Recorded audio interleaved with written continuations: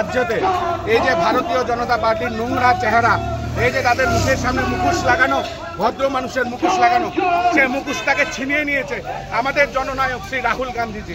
Rahul Gandhiji proof দিয়ে দিয়েছে কিভাবে ইলেকশন কমিশন অফ ইন্ডিয়ার সাথে হাতে হাত জুড়িয়ে বিশাল পয়সার বিনিময় এক একটা ডাইরেক্টরকে কিনে তারা কিভাবে প্রহসনে এই ইলেকশনটাকে প্রহসনে পরিণত করেছে। আমরা দেখেছি একটা 10x10 ঘরের মধ্যে 200 ভোটারের নাম লেখা। আমার কথা 200 ভোটার একটা 10x10 ঘরে কিভাবে থাকতে পারে?